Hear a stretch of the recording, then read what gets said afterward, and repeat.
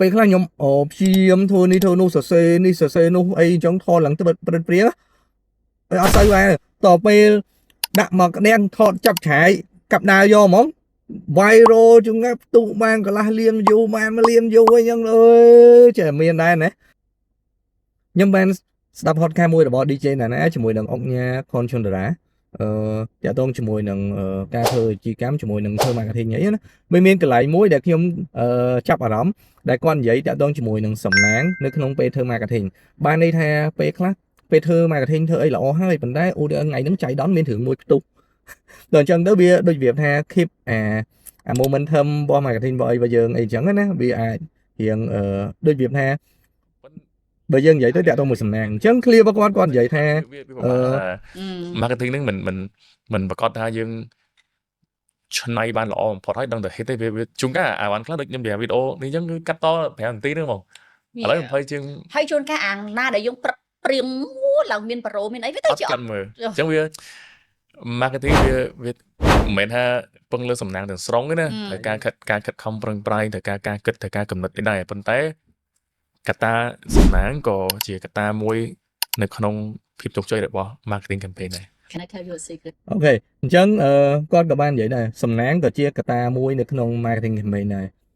យើងគិតថាម្នាក់គឺតែតែមានការខិតខំប្រឹងប្រែងគឺយើងដាក់ឲ្យបានន័យថាដាក់ effort ដាក់អីចូលគំនិត creative effort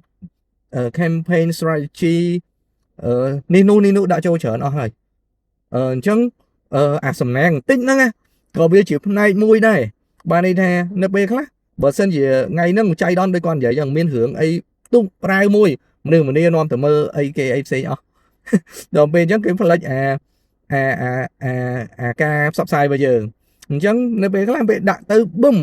មានអីមួយ engagement ឬក៏អីមួយឡើងបន្តិចអាហ្នឹងចាប់ដើម viral ចាប់ដើមអីហ្មងបាទអាហ្នឹងវាម្យ៉ាងដែរអញ្ចឹងដូច content របស់ខ្ញុំអញ្ចឹងណា content ហ្នឹងដោយពេលខ្លះបើយើងដូចថ្ងៃណាខ្ញុំតាមដានមើលខ្លួនឯងណាពេលខ្លះខ្ញុំព្យាយាមធ្វើនេះធ្វើនោះសរសេរនេះសរសេរនោះអីអញ្ចឹងថតឡើងទៅព្រឹកព្រៀងអត់សូវដែរតពេលដាក់មកក្តាំងថតចាប់ឆាយកាប់ដាវយកហ្មង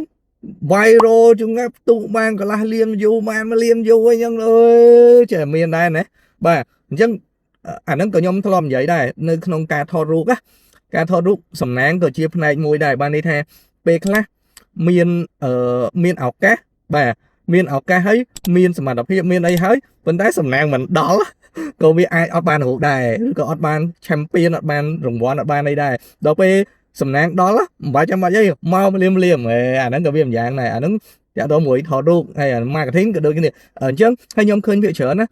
អ្នកជោគជ័យមួយចំនួនធំពេលដែលគាត់ធ្វើអីបានជោគជ័យគាត់តែងតែនិយាយពាក្យថាគាត់មានសំណាងបាទគាត់មានសំណាងអញ្ចឹងគឺខ្ញុំបានតាមដានជាច្រើនហើយខ្ញុំមិនមែនថាឲ្យតែសំណាងគឺមនុស្សលែងខិតខំណាតែយើងត្រូវតែខិតខំដែរបើយើងអាចនាំមានសំណាងណាអូខេអញ្ចឹងថ្ងៃហ្នឹងវីដេអូនិយាយរៀងប្លែកបន្តិចរាល់ថ្ងៃនិយាយ AI និយាយអីច្រើនថ្ងៃនេះមកចេញនិយាយណាសំណាងអីចឹងទៅអូខេអ្នកនរគ្នាកុំភ្លេចជួយ share like វីដេអូអ្នកមួយខ្ញុំជួបគ្នាវីដេអូក្រោយបាយ